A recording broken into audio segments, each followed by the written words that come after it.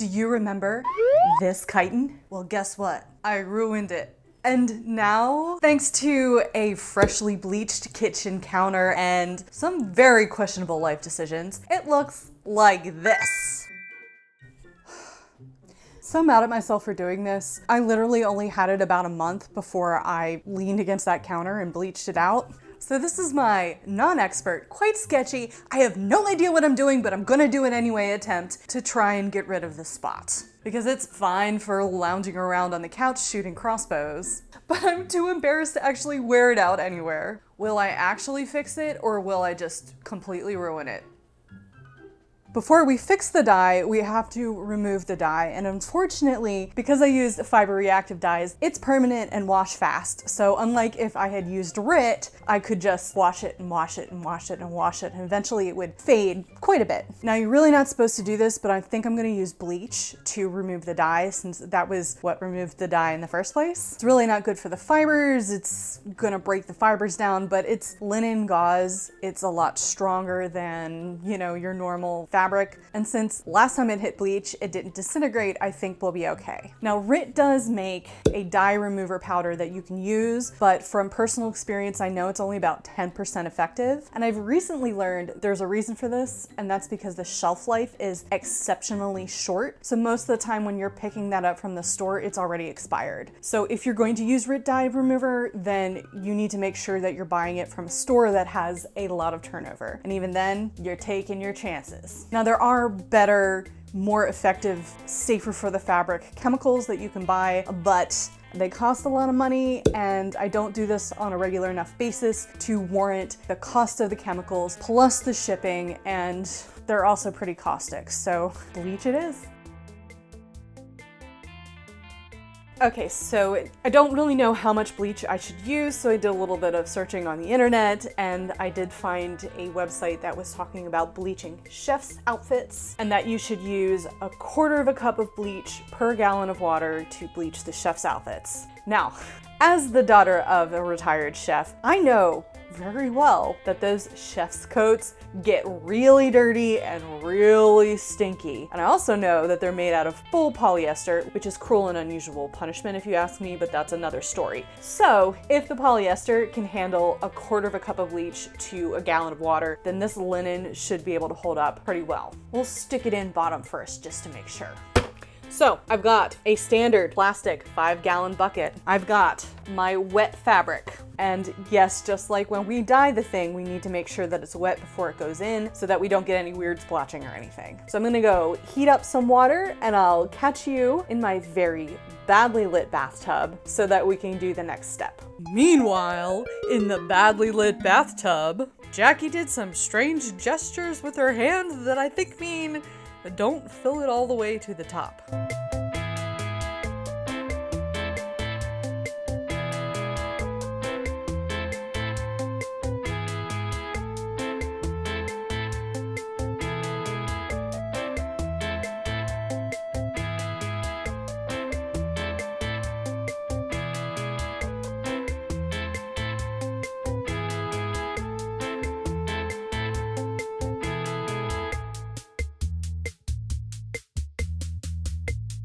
Well, that didn't work, did it? No.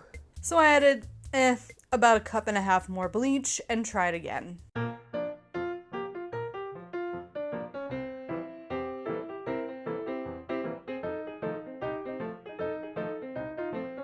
Better, but why? If the thing bleached so easy when I leaned up against a counter, is it being so resistant to my intentional bleaching?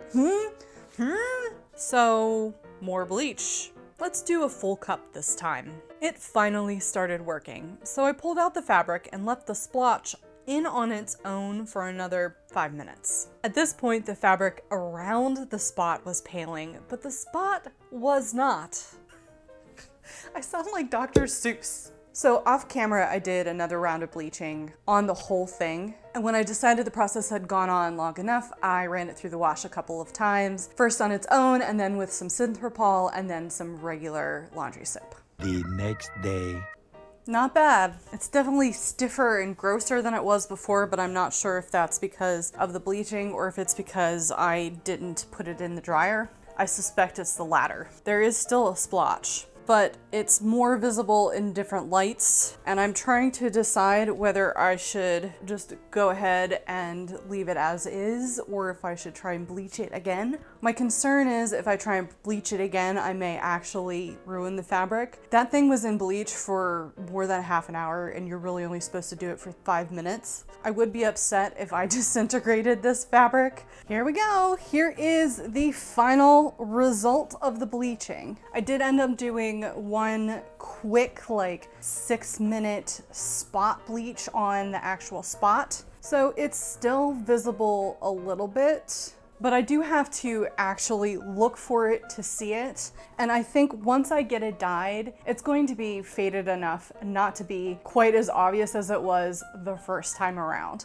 Now, I probably could completely get rid of the spot if I bleached it, but I don't want to do that to this linen. I would rather have a very faint blotch and a wearable chiton than no blotch and something threadbare and scratchy that I don't want to wear. The one thing about this is even after running it through the wash and the dryer again, this is quite it's not scratchy, but it's definitely coarser than it was before I started this process. I do think that the extended period in the bleach did damage it a little bit. So since we have a wonderful cool front running through today and it is only 87 degrees outside, let's go take advantage of that and get her dyed. Alrighty folks, I've got some dye appropriate apparel on. Off camera, I went ahead and weighed my dry fabric and then used that to calculate the amount of dye I was going to need. Dharma Trading has a dye calculator on their website. It's really easy to use. You just plug in the weight and you pick the specific color you're using and it magically gives you the number that you're supposed to use. Then I lugged 15 gallons of very hot bathtub water from my bathtub to my patio into my giant dye bucket. This is a lot easier to just do the dyeing in the bathtub with the tub inside the bathtub. And if you think that sounds like a pain in the butt, you should see what I have to do to get the water out of the tub after the dye is finished.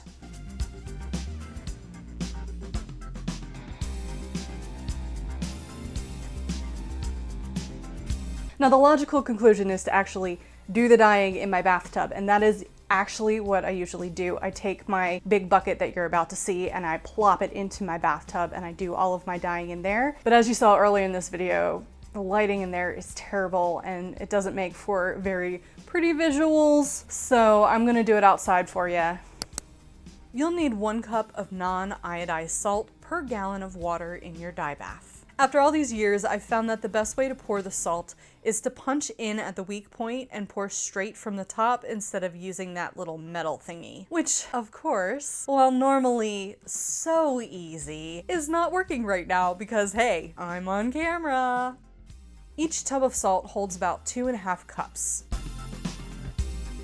Then it was time to mix up the dye. We're using forest green fiber reactive dye from Dharma Trading today. The original dye job had a mix of their forest and dark greens in it, but since I didn't measure the ratios, I sadly can't reproduce it and I don't want to risk it getting too dark.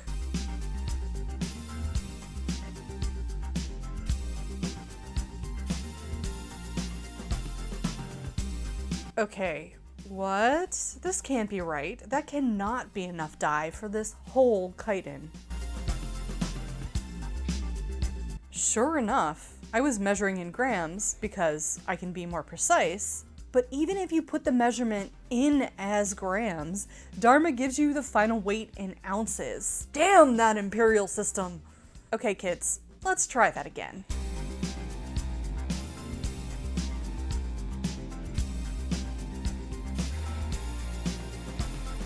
This part is called pasting up the dye, kind of like what you do with a roux.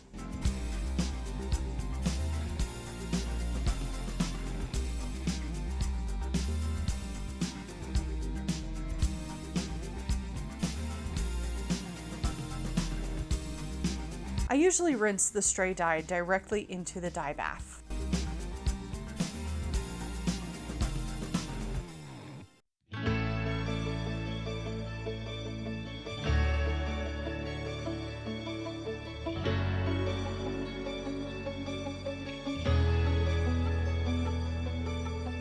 One of these days, I'm gonna get my butt to a hardware store and purchase a large wooden dowel to hit people with. I mean, use as a dedicated stir stick.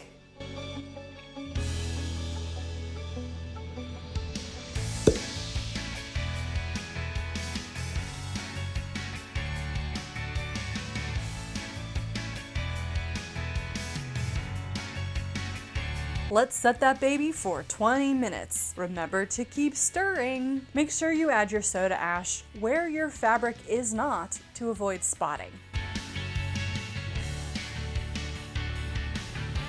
Here's something you don't really see in my videos, but is very important. And since we're talking about dye today, let's talk about what you see here. What's happening here is I'm doing test swatches of 3 different colors of fiber reactive dye for a different project. Now, obviously this is not the chiton. This is going to be for my 1883 lobster dress. And even though all 3 of these look pretty similar in color, as you can see, they're quite different when you take the fabric out. You don't have to do a test swatch if you don't really care how the color turns out, but if you need it to, say, match another swatch for somebody else's gown like I do in this particular project, it's really important to test your dye before you use it. So it is a little bit tricky and it's not an exact science, mostly because if you're doing a swatch that's, you know, 2 by 3. This is a very light piece of fabric, and so you can't quite get enough dye to get a true color when you're working with something this small. But it can at least give you an approximation and give you an idea of what the final color is going to turn out, so you don't get a dye disaster like I did with my moody blue dye, which was supposed to be a deep moody blue and turned out to be olive green. So the hardest part of this is getting the ratios right. So I have 2 different size buckets here. I have one that's 48 ounces and one that contains 24 ounces. And so I figured all of the math out for you as far as the ratios of amount of water to dye to soda ash to salt goes. So if that's something that's helpful for you, you can pause and write it down. Okay, I've got about 20 minutes or so before the chiton is finished dyeing, so I'm gonna go try and get some other things done. Wish me luck, y'all. I think moving forward, I'm going to either save my test swatches, or if I don't do a test swatch, put in a test swatch with all of my dye batches so I can start making a nice dye book of all of the fiber reactive dyes I have. I have so many now and I can't always remember what I used them for, and I didn't always do it properly. So this way I can have a nice little book just so that I can keep track of what color does what. Now I really want to buy some multi-fiber test fabric. Like you can see here, I did this project back in school. These are all RIT dyes. However, it's quite pricey and I can't find any anymore that have silk and linen on them. It's just all of the synthetics and wool and cotton, which is not really useful for me. So we're gonna do it with just the regular fabrics that we've got on hand.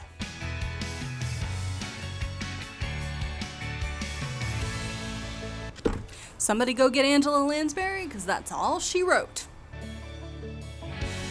Spot? Spot? Do you see the spot? No, you don't see the spot. Out, damned spot!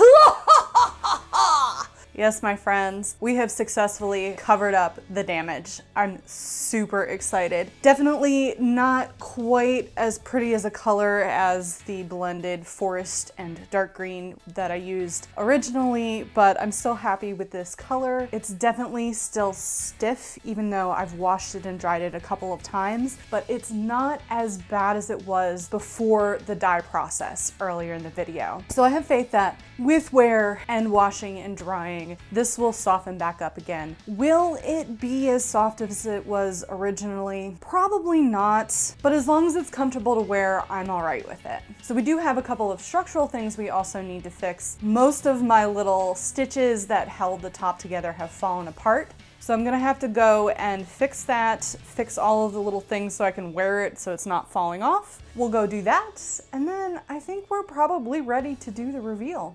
Thank you to all of my supporters over on Ko-fi. It takes many coffees to make a YouTube channel, especially a sewing one, and you're the reason I'm able to continue making videos. If you've enjoyed watching this experiment and have the means to contribute, I've linked to my page down below. Otherwise, giving this video a big thumbs up and saying "how do" in the comments also helps me out a lot. See the thimble? Watch the thimble. Whee! F you!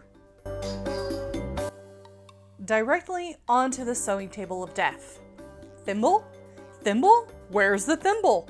Where's the stinking thimble? Nowhere. Well, I guess that's the end of the video. Thanks for watching, folks. We tried, we failed. That's it. Made you look. And where did that little sucker land? Right there. What is my life? Okay, so here's that fancy schmancy hand sewing scene I meant to have for you before that whole fiasco. Enjoy that hand sewing. Ooh, ah, fancy.